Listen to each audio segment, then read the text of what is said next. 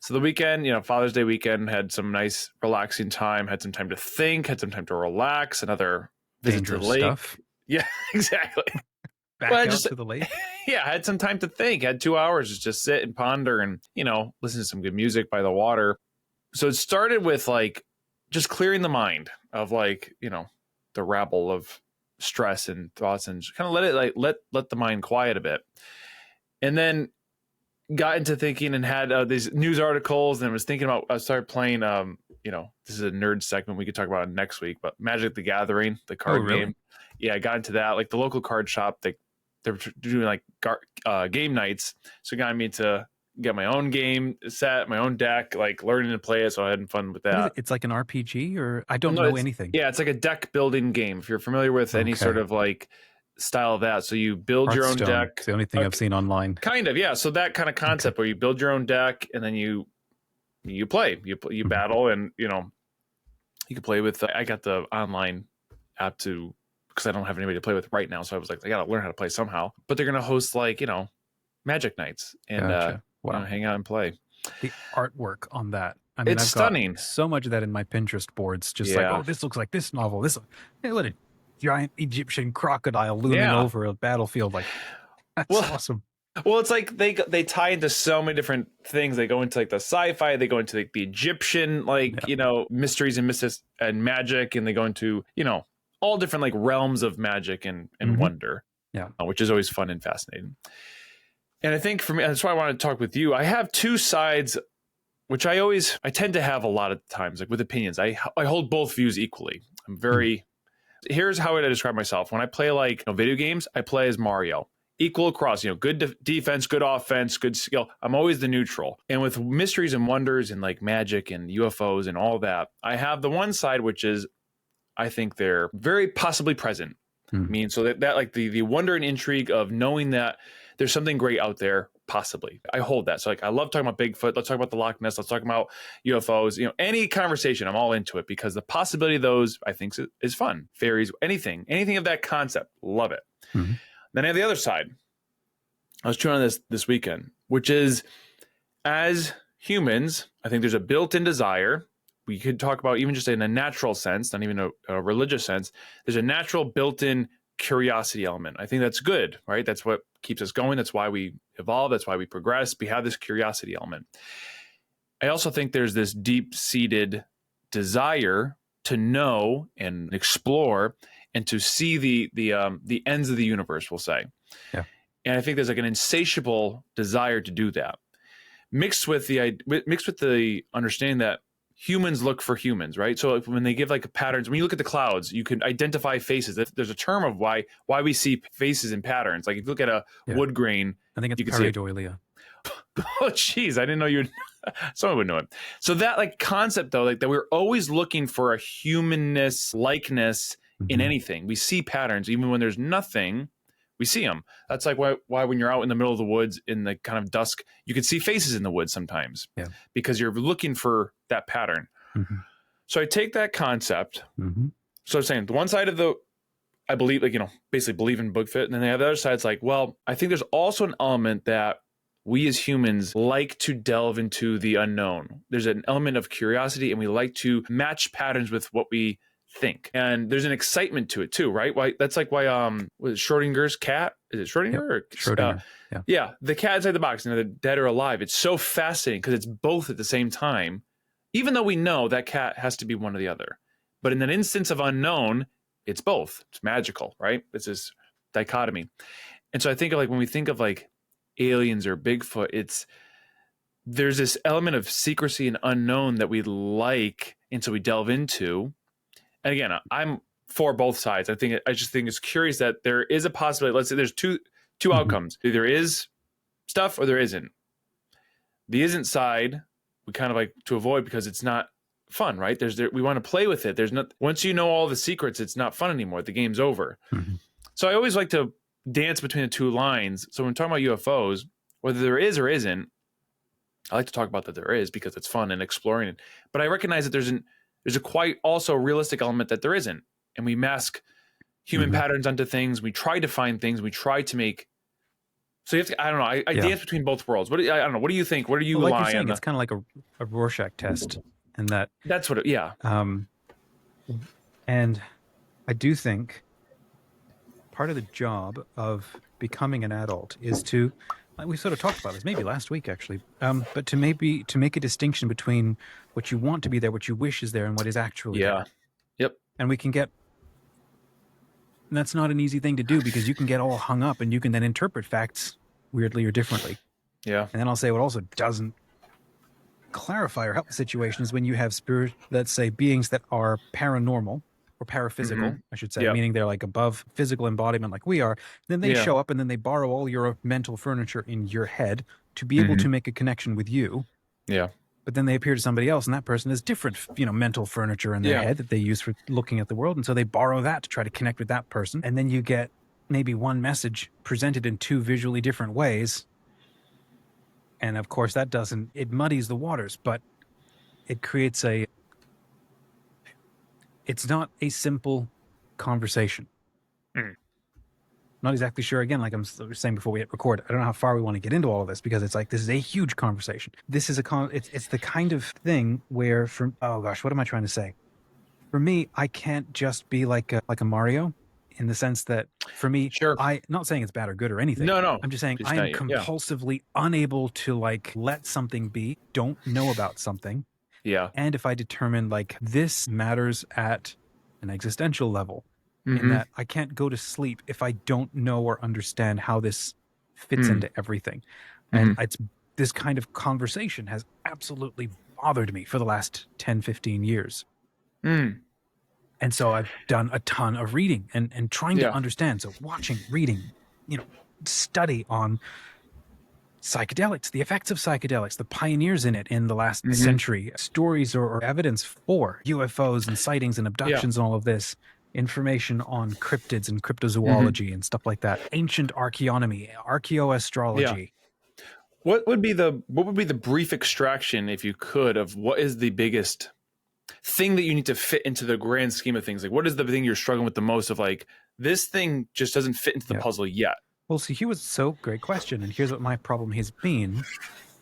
How does all of this fit together into a cohesive universe?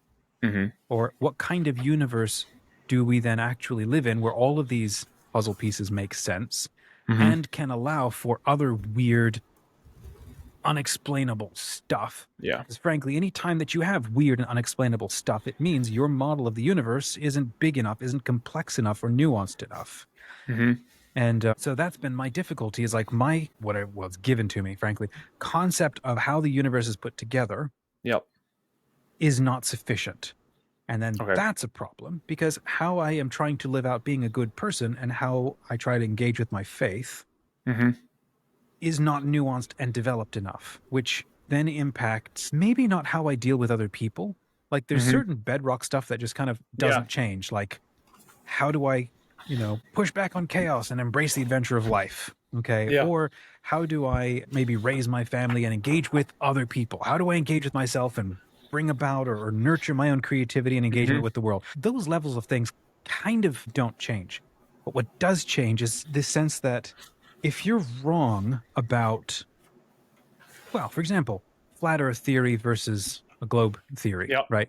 If you're wrong about where you think you are, that has massive implications on how you go to learn about stuff. And it's part of, I think, my personality type, and like on the Enneagram, I'm a number 5. Part of my like identity and compulsion that I grapple with is I feel I must know. I must understand how all the pieces fit together, how the patterns fit together, and I can end up becoming an absent-minded and insane professor, never stopping with the information. And so that's been my challenge. This is, go ahead. What I think for that, and I think that's it's very acute or But just as a quick side thought, and back over to you. Yeah. I don't think that how do I say this? I'm putting myself down a bit.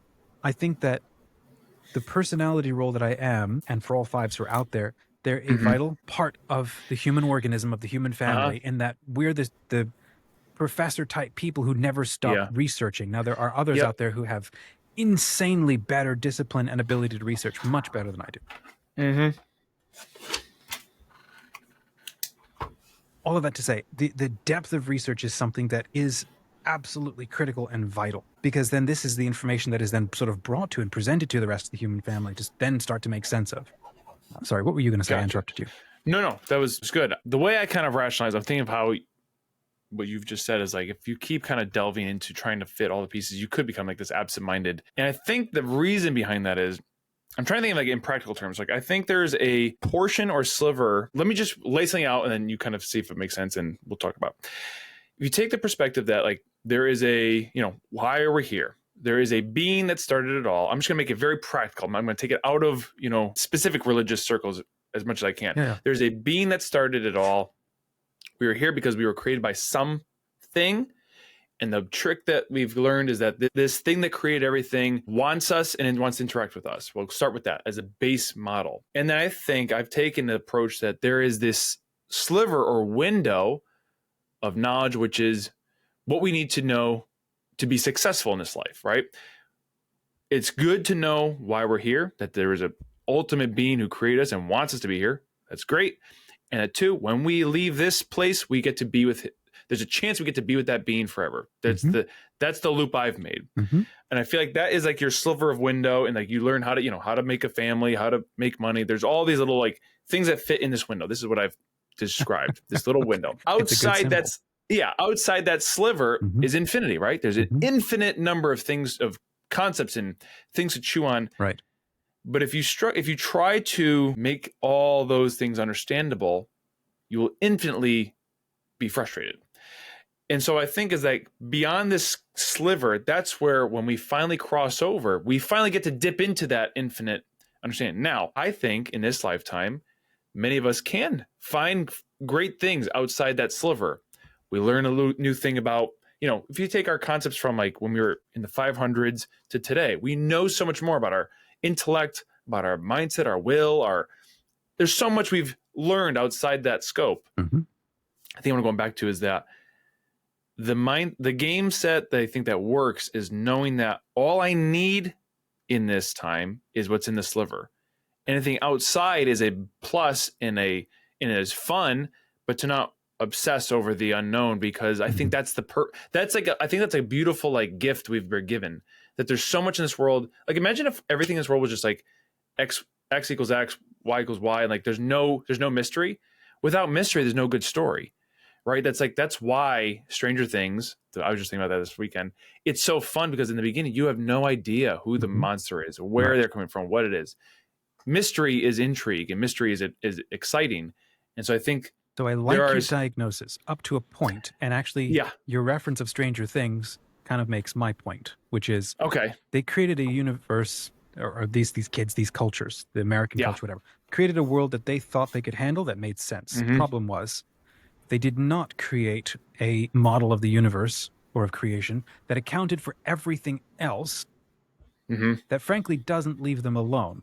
It interferes with them, interacts with them, hunts, kills, haunts, all of this. And everything falls apart, and they are reduced to chaos and death and pain because they have not constructed a model resilient enough to handle how everything could change and how to be the kind of people that can sort of adapt when things go wrong, right? And so that's partly, I love this line from scripture, which is, what is it? The glory of man is to discover the secrets of God, or something like that. So to riff then on the model that you gave, it would be being itself so loves the world, so desires to share and communicate himself because his being is good and his life itself, and it desires to, and this is where we sort of, some of this breaks down, but out of a state of just perfect happiness and not needing or requiring anything else, he decided, this is Sir Father Bulgakov, as an Orthodox theologian, makes the point that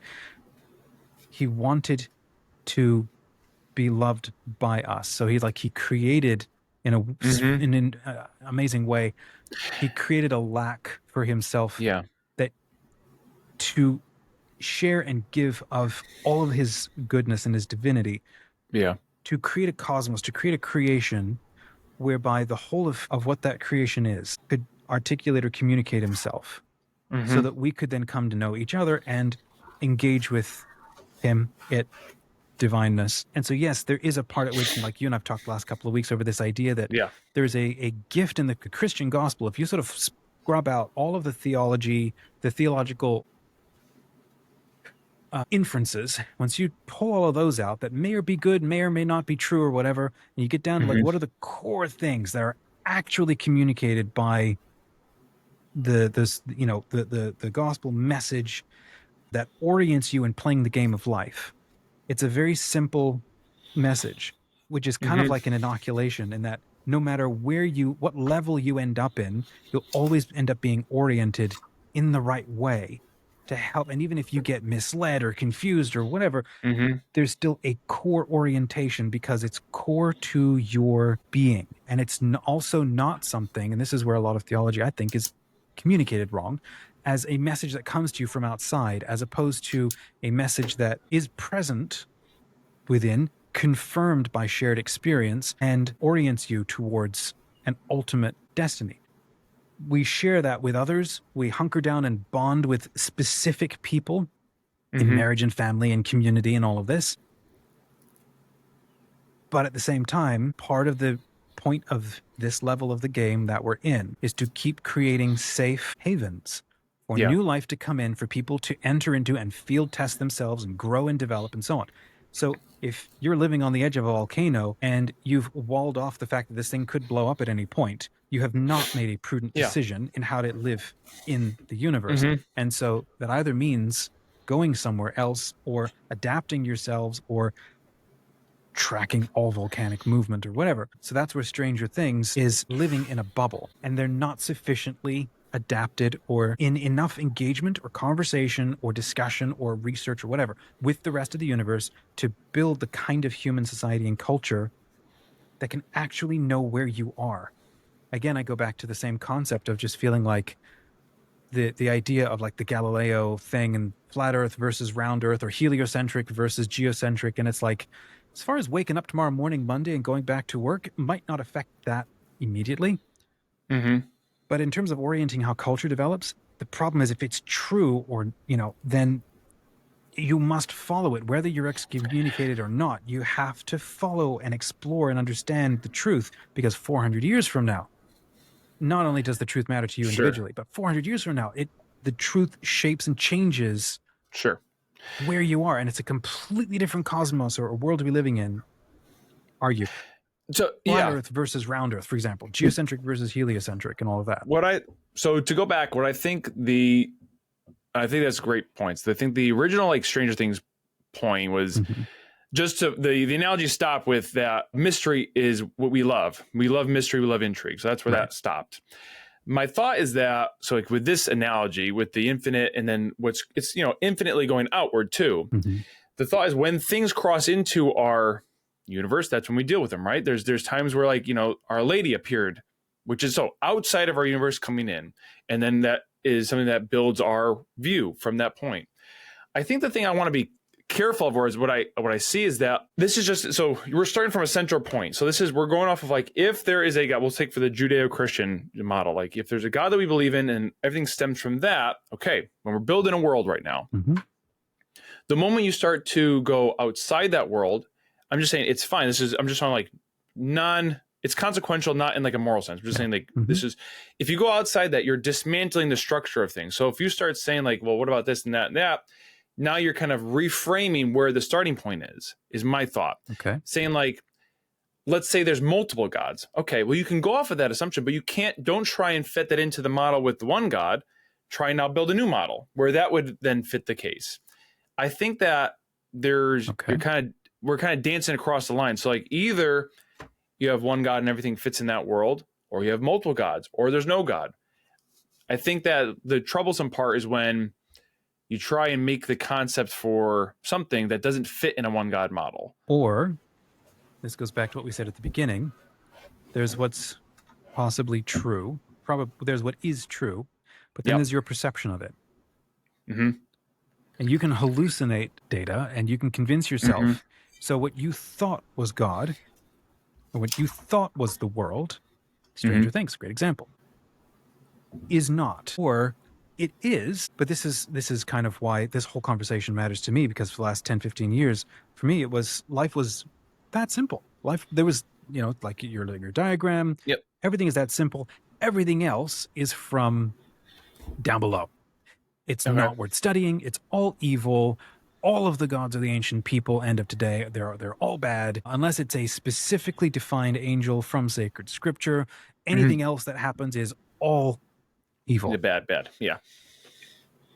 The problem is that was the same mindset of people who lived, 3,000 years ago, whatever. We are the good people. Everybody else are orcs.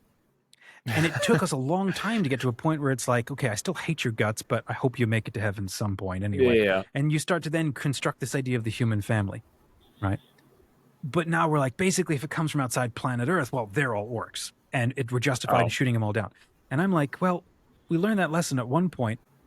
What if what you thought was all of this was wrong? What if you had insufficient information, insufficient spiritual development? What if you're an egomaniacal jackass and you're unable to actively or actually perceive what you think you see? And so that's where a lot of psychological development and a lot of spiritual and maturing, growing up into becoming a discerning adult that can make a distinction between what I want to be true, what I think is true, versus what actually is, as best as it can be perceived. This is the conversation actually Jordan Peterson had with the 20 atheists that made its rounds on the internet like last week and stuff. A lot of fascinating little thoughts in there, and it just kept grating on me the confusion that people would keep having, where he would say the foundational thing that you orient your life on is God, because God is being, is conscience. And then they're like, well, what if somebody has a different view? Can people have different views on how to completely orient their life? And can these be at odds with each other? And then Peterson's like, yeah, of course. And they're like, are you saying there's multiple gods then? And then the conversation just got stuck. And I didn't hear him bring out, or it just didn't seem as simple, I don't know, for him to say, there's truth and then there's perceived truth.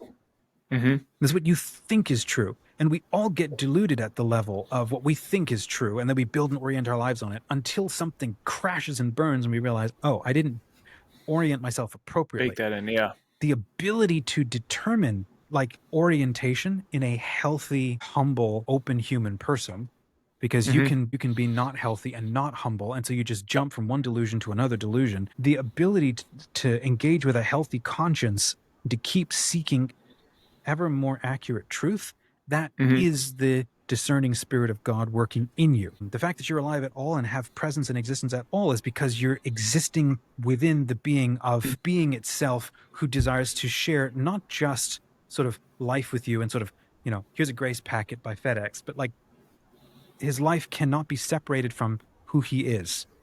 And so the Christian, I don't know if it's actually a doctrine or not, but understanding of theosis, in that we're not just called to be like a heavenly court and then God sitting on top of it looking down happy with everybody. We're called to actually share in his life and become God in the same way that he is God. Okay. That's called theosis. And church fathers would say, Christ became man so that man might become God. Or God became man, so man might become God. There is a sharing and a oneness of the divine joy and person and union with being itself. Right now, we don't have that. Yeah. So just see if I can wrap where I was trying to go, because I've actually forgotten. So I think the point I'm trying to make is, if your perception of the world is wrong, and not because you wanted it or it was any fault of your own, it's just what's been passed on to you because we all grew up as Vikings, and then we sort of became, we mashed up with other people who had a completely different view. And so then we created a whole nother view, and then we got a bunch of our science wrong, and then we created new schools of study to course correct, and then everybody got a bunch of egos, and we didn't killed half of the other people, and then we all dropped bombs, and we fought in 2 world wars. And now we're like, we're at a point where everything is just politics and theology, and all of this stuff is way too interconnected, and everybody's got big egos, and we're all afraid of dying, and nobody's learning the lessons of why we're here at all, and we all just want to stay alive, kind of thing. I'll just be done. If your conception of what God and truth is off, if your view of the world and universe is off, then there are some people who will research without having any sort of moorings. And this is what sort of where my trouble has been and my compulsions, Mm. because you can just keep researching forever and ever and just gathering data and Yeah. information forever Yeah. and ever, and you'll never end. And No. in a way, that's partly the invitation and the glory and the sort of Yeah. challenge of being alive, is to engage on that journey for infinity. But Mhm. as a human, you have to like identify specific boundaries that will allow you to adapt to situation. It's like foraging for food in the wild. If you never eat anything more than the 2 mushrooms that you know are safe because Joe didn't die and then Jane did, okay, these two are it. You will never develop a healthy immune system because you're in an anemic little diet, compared to being the kind of person that knows every possible combination of thing that is safe to eat, so that the maximal amount of your environment is also thriving and present in you, and you know what's safe and what's not safe and how to determine the difference between them. If Yeah. that is your mindset, to me, that is a healthier way to engage with the world. And not everybody needs or wants that or is capable of that, No. and that's fine. But those who are, it's kind of the calling and the challenge. And so now the question is, you can't out research yourself from every connection in every community and have no boundaries at all. And that's where I get stuck, because if it's true, I must follow this truth wherever it is. And then sometimes that puts me out of joint and communion and connection with everything I know and love and everybody I know and love. Mm. And so I have to then make very hard decisions. The problem is the truth will set you free. Maybe I wasn't free before, but if I'm free now, how do I freely engage in a good way with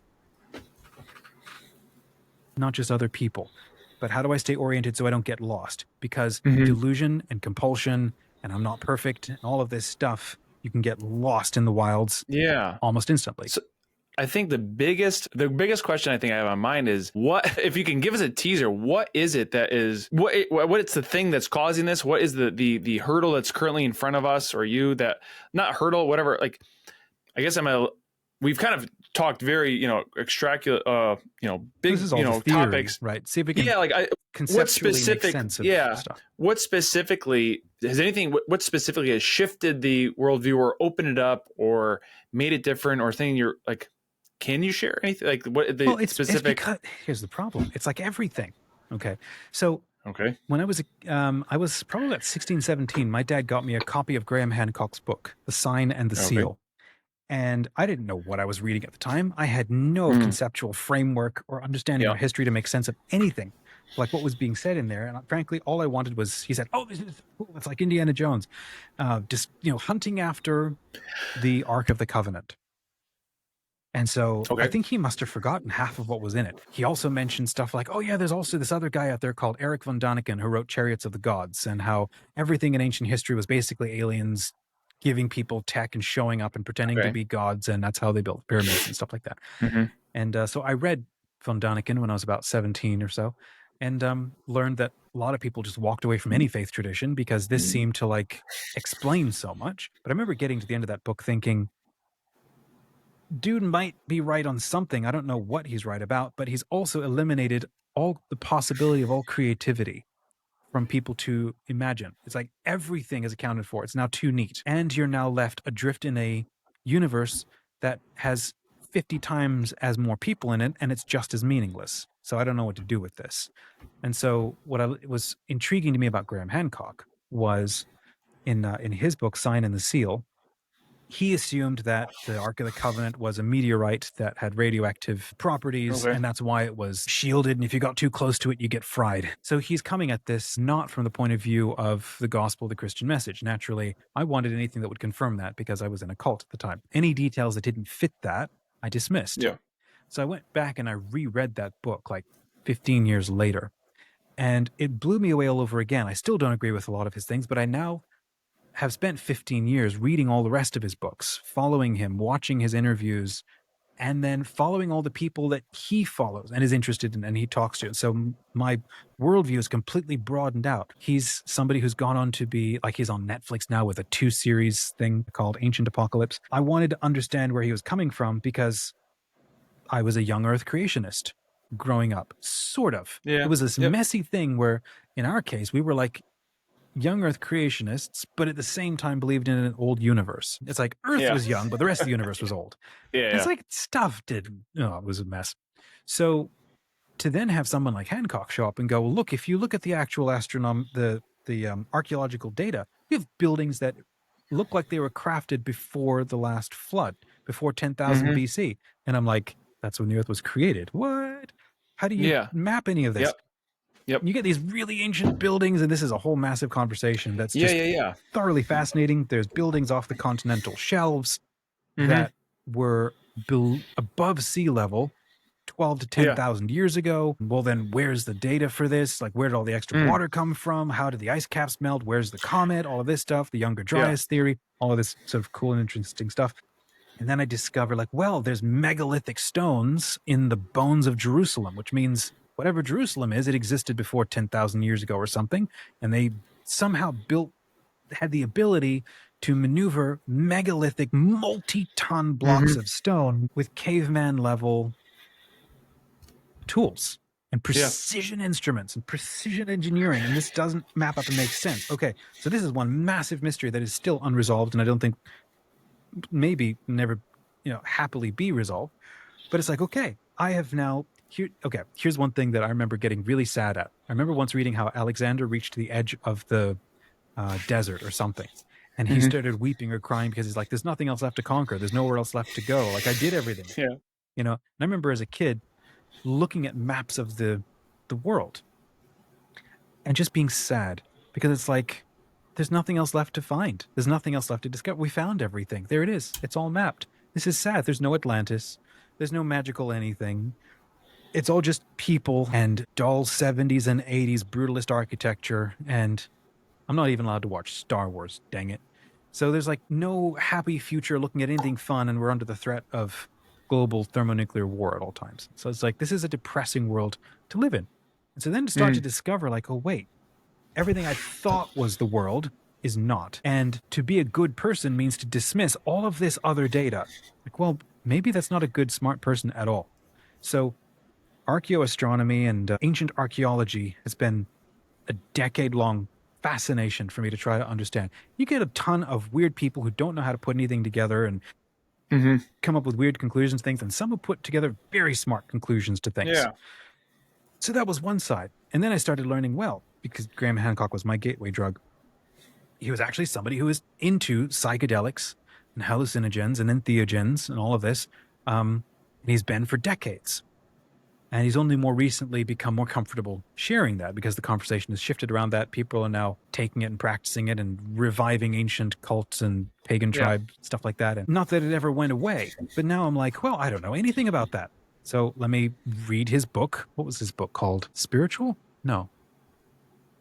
I forgot. Anyhow, he wrote this massive book chronicling everything that he'd come to know and understand about largely how religion works, how it engages with the spiritual world. What is the spiritual world? What are the gods? How do you rewire your, the radio antenna of your brain to be able to connect with all this stuff? And I'm like, none of this was in my Sunday school stuff, at all, to see how ancient cultures, pre-Christian or, alongside the Christian way of living, there's all of this other stuff that people get up to, whereby they learn and download an insane amount of either stuff and information and whatever. And I'm like, I remember reading the Odyssey for the first time, reading through it when I was in college, and being blown away by stuff. Everybody was just being like, oh yeah, this is just what happens because, I thought, wait, no, this is a moment right here. It seems like full-blown demonic possession happening right in front of them, and they're all fine with it. And then there's this moment where he's like bleeding out lambs to summon the dead, and they come and they drink it. Like, wait a second, ghosts don't actually drink blood. What's going on in these scenes here? And then I get into like, I can't remember the names of these different authors. They're all in my Goodreads, where they talk about, we have this sense of sacred scripture where we're telling it as a one-sided story. And I'm like, what are you talking about? And they're like, it's like 50% of the narrative of sacred scripture has been taken out because it's very disconcerting to think about the level of spiritual warfare happening in the sacred scriptures. We've only told the story from the side of maybe the good guys who sort of won. We don't have any sense of context, what they're fighting against, and why they thought stuff was so bad they had to kill and get rid of or not allow any collaboration with all of this other stuff. And see, as a history dork, theology dork, mythology, all of this, I'm like reading ancient Aztec culture and how awful some of what they believed was Canaanite culture and their stuff that they got up to, which was really bad. Oh gosh. And I mean, it's kind of a never ending sort of list of like gods and Yeah. monsters and bloodletting and awful, there's a lot of good, there's a lot of bad. And we take everything, we lump it all. Like if it's not the Hebrew thing, everything is bad. And I'm like, wait, that's not an accurate read of culture and history either. So we need we need a lot more nuance. It's like, I know these 2 mushrooms are good, or these 2 apples are good. Everything else is poisonous. And then you get sick and you die because you don't have enough immune resilience in you from intaking plenty of things from your environment and knowing how to discern what's healthy and what's not. And I'd grown up in an insanely anemic cult-like mindset that did not allow you to engage in a lot of hard conversation with truths that came from other areas and not from a top-down, magisterium. So it was these things that started converting me out of being a rad trad Nice. to recognizing, okay, what is it now that I can actually trust from the Catholic side of things? So my relation and deconstruction on that has now changed because I'm now trying to make sense of all of this. And so then I get into, as you're talking earlier, then there's the UFO side of things. The fact that there's sightings, the fact that these things are actually happening. There seems to be this massive cover up. And I'm like, all of this is fitting in. Well, and there's that thing. And then I'll pass the baton back over to you. Then there's stuff like New Age charisms and the fact that there's people who are very deeply Christian and they seem like they're very good people, trustworthy people. And then they go and they hold positions that seem to be at odds with everything that I would have been told is magisterially correct. Okay. And I'm like, well, how do you square that? Let me go and read what these people have to say and what they understand. Because now my sense of the cosmos, all it is just pieces. None of it makes any sense. I don't know how to live. I don't know how to make sense of data when it comes in. That's a problem. Partly, I guess, maybe for my personality, because I must understand, or that's maybe a charism I have. It's maybe a gift. It's a calling I'm supposed to do. I cannot live in a universe that's this insane. There's got to be some kind of a pattern or a theory that holds it all together. And then that's what over the last couple of years has led me now to take a lot more seriously maybe what I thought I understood about how we live and what life is and what I thought is the afterlife. Maybe we've had an incomplete idea.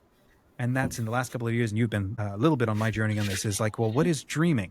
And that's where I started researching some people who have spent their lives getting into the impact of extrasensory perception and astral traveling and dreaming and the nature of the spirit to the body, and then finding out, wait, we had this information or this practice and stuff way back 10,000 years ago, or the ancient Egyptians were practicing this stuff. What did we if this is true, how did we lose it? If this is true, what does it mean about life? If this is true, I need to make sure and find out that it is true. And and I guess what I'm trying to say is I live now in a universe that it finally starts to make sense. It has a lot more complexity than I thought. And I'm now not bothered by any new bits of information that come in from like weird or random things like, oh, Bigfoot sighting or Loch Ness Monster. It's like, okay, my sense of the universe and all of the data holds together. I'm okay with everything. I'm actually not troubled by anything anymore. Oh. Because I can make sense. I have a universe that's like not wild enough to make sense of it all, but I think I've decentered myself from needing to control everything. I feel like I can sit before the universe and understand that I don't control it and I can account for the weirdness. I don't know if any of that is helpful. But well, yeah, because I thought that's that's interesting to hear. I thought the original approach was that there's so much out there that I don't understand and I need to understand. And it's sort of kind of like, I got the vibe that it was starting to dismantle things. But now I understand that you're saying that, no, it's okay that these all are there. I'm fine with that. It doesn't. So which is it, the more of like, there's all this stuff in the world and I'm okay with it and it kind of still fits in my model? Or are you more on the side of there's stuff I still need to understand? Oh, no, I'm sure there's a metric ton of infinity yet to understand. Yeah. But what I'm saying is, I think what needed to change was me. Okay. Yeah. So I'm not saying that I have the model of the universe, because I'm sure I don't. No. Yeah, I don't expect that either. But what I'm saying is, I think that I have found a way of looking at the world and the universe and humans and human orientation and how faith works and the Christian message and the truth that is present in other traditions and the truth that is present in the universe that also accounts for all of this stuff. Now nothing bothers me anymore. Like, you go and you talk to like maybe average Christians or, you know, academic Christians and colleges and whatever, and you bring up specific things and they absolutely freak out and they shut it down. They can't handle any of these conversations. I'm like, no, I will not shut down any conversation about anything. Yeah. Because I'm not sure that's ever the smart thing to do.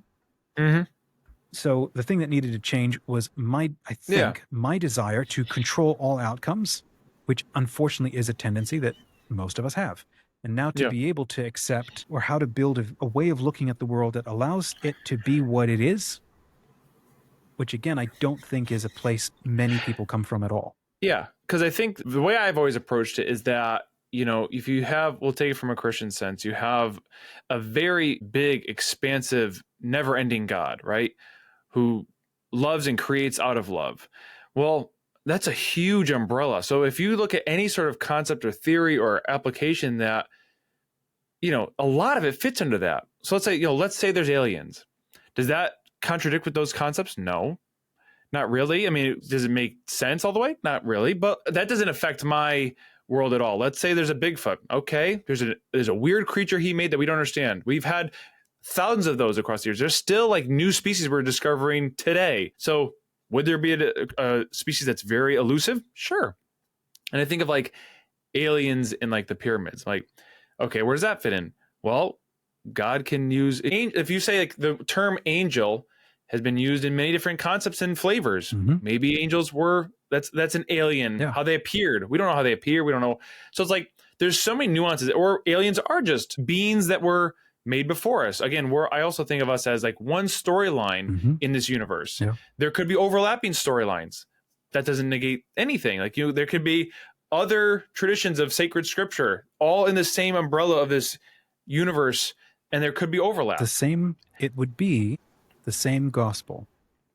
Exactly. And so and I think also, like, you know, the idea of like, you know, even dreaming and like these things that we learn, like, you know, when I take the concept that like we thought the fastest human can run a mile was 5 minutes at one point. Then it was 4 minutes. Then we thought nobody can run a mile in less than 3 minutes. Then we did it. So just that concept there of like what we deem a human limit. And they say like, there's no way somebody can perceive an electromagnetic field. And yet we see concepts of that today. And then we also have like instances where we put like little people have magnets in their fingertips. And so there's interaction we've manufactured, I'll say. But the idea of what the human limit is always pushed and expanded upon. And I think that like when we have things that challenge that, so like the dream world, what does that even mean? What does that interact with? Great, let's explore. Let's go to the ends of it. Is it necessary for us to live a full life? No, but I think it's very beautiful and wonderful and could open up wonderful doors. I think I land on that concept. I won't even use the illustration anymore. There's the element of life that you understand, like, right? There's a God, he loves me. And there's these elements you kind of build. There's 2 mushrooms you can only eat that are safe. And then maybe down the line, there's 3. Is it necessary for a good life to have all of them? No, you can live fine with 2 mushrooms, with the core concepts, and live fine. Could you live a bigger life with all the rest? Yeah, but they're no less good. They're no less fruitful. Well, maybe not fruitful. I think that there hasn't been really much yet. Again, I've yet to explore a lot of conversations, but like there's so many different things that we talk about aliens, we talk about weird creatures, we talk about other beings, we talk about fairies. Fairies could just be angels. You know, the term angels could be applied, masked in so many different ways. I think it still all fits in the same model, but I like it because I think there's the only caveat that I'd add again to your line of thinking is, yes, that can be true, except an individual living or trying to live a fulfilled life on a limited set of data might have a fulfilled life. Now, air bracket, whatever that might mean. I don't actually know. No, we're just, Assuming that was true, the problem is we don't live as isolated people trying to, in an isolated way, live a fulfilled life. You live with other people. and you raise children. And so as dads, like there's a specific challenge that now comes in where we're looking at our children, recognizing you're going to go on to continue living in a world that I will not see. Am I preparing you to know how to survive and adapt in that world? It might be that the only option is you only have this specific set of data, and that's the only thing that's going to let you survive. So you only got 2 mushrooms, never eat anything else. And maybe your succeeding generations survive for a while. But then, like, Stranger Things is such a great metaphor. How long, like those people did, they lived for maybe a couple of 100 years without any sense and no interaction with. But at some point, the first people who made those decisions, this is reality, everybody follow and believe this vision of reality. A couple of generations later, everything changed. And these people did not create an idea of how to engage with the world that allowed them to respond to it appropriately. And because they didn't, they suffered trauma, chaos, pain, death, and all of this. I'm not saying that we're ever going to escape those things, but part of the challenge I'm convinced by that we're here to do is to minimize suffering, minimize chaos, and figure out ourselves and our contribution to ourselves and to the human family. That's kind of the leveling up to do here. And it's through that process, it's that boss fight, that this level of the game that we're in. This process is how we come to understand truth beyond our delusions. Because we do this constantly, our brains constantly, our minds, spirits, whatever. We're constantly filtering out information that I don't need to pay attention to. We're constantly collapsing complexity into very simple stuff so that I can do stuff. It's how children have to grow up. It's how you get into the workforce. It's how you get into being alive and married and everything. You collapse complexity into like the simple thing I have to know and do right now. Excuse me. I think there are some of us in the human family, I might be one of them, probably not as much as other people, who cannot collapse that chaos. They're like the ones who are actually meant to understand.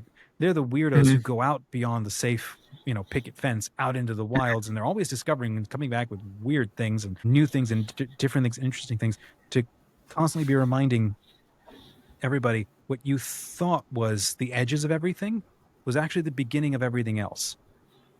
Are you sure that the attitude of humility that you cultivate towards creation is actually humble, or in the sense that it's able to be receptive and to discern what is good and what is not, what is helpful and what is harmful? Or are you in a more fundamentalist cult-like mindset of don't need to engage, I just need to follow the rules and I will be okay? One is a childlike, very childlike and then dangerous mindset. And you can see everybody in Stranger Things really grappling with that edge, that tension. Policemen and the mayor and the government all tells me this is reality. I don't have to know or engage with anything else. And what they face is horrible things and agonizing things, as opposed to the kids who go, it is more appropriate to cultivate a state of engagement and humility to stay away from and recognize that this is a true situation and I need to adapt and change to learn to fight back and push back and, Okay. whatever. So then I'm trying to. We might actually be like on the same page here, but we're just looking at it from different sides of things. I've not disagreed with anything. The only thing I'm trying to think of is understanding, like, one, I want to know what that book is so badly. But the main point is that then with this book and things like this, are you saying that we live in a world where our agreed upon reality may not be so, meaning that there's things outside of our agreed upon reality? So let's say like aliens. I'm trying to understand. Are you saying that like we as a society have agreed that we are the only ones and that's that? But now little trickles of things showcase that that's not the case. There's more to it than we've agreed upon. And are you now just wrestling with like, I want to know what's the unagreed upon reality, like Stranger Things, like these kids are trying to present, that no one's accepting, but is out there? Is that kind of like I'm trying to like boil it down to brass tacks, right? Yes. So it's like, if these things are true and if they're out there and if they have interacted with us for a long time, yes, why have we? Do you know why? I have a theory. Go ahead. So my theory of like, why not? It's like, is this theory? in the middle of the United States are tornadoes, right? Mhm. Or let's say there's earthquakes in California. We'll take like the landscape, we'll make it very American centric because we like to do that. But like, let's say the landscape of America in California, there's earthquakes. And like, you know, let's say like map it across like history, like, and they say like, you got to worry, like the ground shakes and the earth trembles and there's demons, and like they keep talking about these things that interact and shake the earth. But on the East Coast, we're like, oh, okay, whether that is or isn't, I've never interacted with it. It doesn't have to be built into my worldview because I've never interacted with it. Right. Same kind of concept with like, you know, we've dealt with spirits in Transylvania. Like now there's vampires and stuff. It's like, okay, whether that is or isn't, I've never experienced it over here.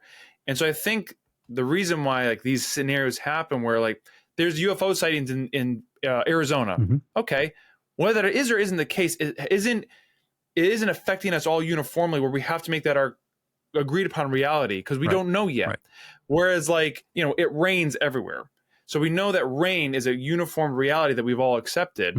And so when I take on like aliens, like reason why it's not become this, why like we have so many different like spots, why isn't it agreed upon? Well, I don't think it's yet affected enough. So even if there is, there's no direct correlation as how that affects us where we accept it as reality. That's the same thing that happened with like climate change. It's like, I think there's two levels of what you're talking about and how I'm hearing you talk about this. One is taking care of your family. It's Monday morning. You got work to do, stuff to happen and stuff. I'm like, how does any of this information directly impact your day-to-day? Yep, that's one layer. You're probably right. It probably doesn't. What if you're part of the team that's trying to build the Transcontinental Railroad? And somebody says, yeah, there's twisters out in Illinois or wherever. Yeah. That has massive impact on your ability to connect a continent. Or what if your job is to identify catechesis for Sunday school for a continent? The understanding that you have of how a human person engages with the world and with a spiritual reality that is co-present and can communicate with you, how you understand that and the nuance that you build into that is going to affect how you go and teach Sunday school. Because if you leave a ton of it out and you don't prepare people in the sense, you don't prepare or orient people appropriately, you're going to end up with the kind of century that we've had. Or people are like, if it doesn't fit my ability to go to a pew, you then have a ton of people suffering pain and trauma and chaos from all kinds of insane things that happen to them that have no scientific rationale. Well, I'm not agreeing or disagreeing. I'm just saying I think that's why it is. I'm not saying that's a good thing or a bad thing. I'm saying that's just why my theory as to why certain, you know, like why don't we all believe in aliens or why don't we all, I think, again, not for it or against. I'm just saying I think that's why it is. And I think I agree with that. I don't really have a problem with that. Okay. I think that it's, for me, why it's compelling. It's because there are some people who, let's say, don't need or it's not appropriate for them to, or they can't, how do I say, it sounds egoic, like take on more than what is needed just for their life. True. But then there are some of us who are like, you can't not, and maybe it's a calling to, and you have to figure out the right way to do it. And I'm not saying I've figured that out. But if you don't have both, you end up in trouble. And well, you do end up in cults, because cults are the easiest default of the human condition to handle a chaotic and complex universe. Is you all anchor around the one guy who seems to have the truth, and you don't allow any difference, because difference could mean contagion, or controversy could mean contagion. So I think we're both in agreement. I'm agreeing with you too. Not everybody needs to, but now to add a wrinkle into this, what happens when you do have, and again, I keep coming back to the use of the word cult because I think it's a valid one, and because I'm hypersensitive to it, having come out of that. For sure. What happens when you do have multiple levels of cult-based thinking? Again, when I say that, I don't mean people are necessarily bad, horrible mafios or things. Cult-based thinking means patterns of behavior that you take on that you don't even realize you're doing that reinforce cult-based behavior. What happens when systems of education, systems of law, systems of thought are not cultivating that sense of openness? And yes, you have to be careful to not completely open your head up to let everything in, because then your brain can fall out.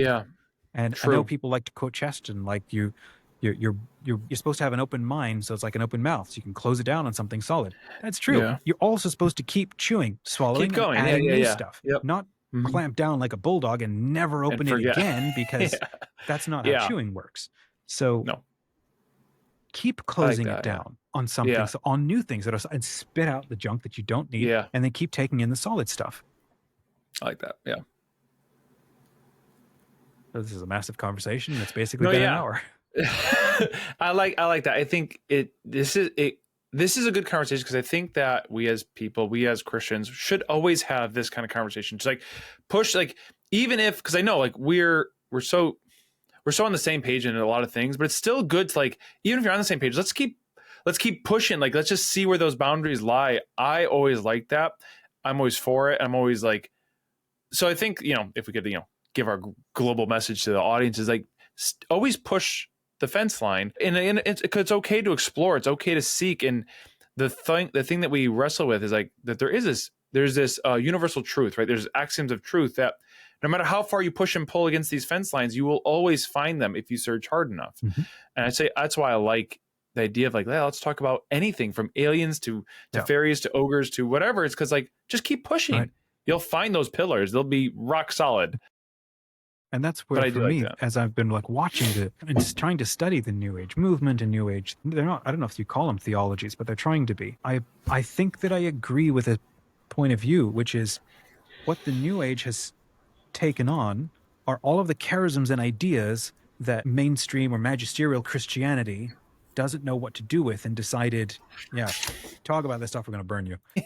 And so all of these other aspects of reality just kind of flew off to the fringes because they weren't allowed to be anywhere else. And today they've resurfaced as a lot of New Age. A lot of this, when you pay attention, you really get into what this, quote, esoteric stuff is. You end up finding out it's baseline natural to the human condition, a whole bunch of it. It has long and honored history among other traditions, truth-seeking traditions that are also very discerning between good and bad spirits, using the same disciplines that we use within, you could say, maybe magisterial Christianity. But the difference, though, is, as I study a lot of the New Age groups, they've got good facts and maybe some good stuff put together. The problem is, if you don't have something like these infinite axioms, like you point, eternal axioms, you don't have these infinite truths, this relation of God to self, to community, and orientation. If you don't have that core gospel of God so loved the world that he sent his only son that we may have eternal life. Yeah. If you don't have that, which I think is the gospel message. And notice part of that is not, that's another side quest. If you don't have that anchoring you, you're going to end up in a ton of weird, disconcerting different delusions. Yep. If you do have that, you can also sit with and discuss and engage with all kinds of everything, because you won't get lost. And that's the sense that I have. Apart from, there's a lot of theological inference, there's a lot of magisterial schools around the magisterium of the church. Yeah. That is not the magisterium itself, but they're doing maybe the best that they can. Where am I trying to go with this?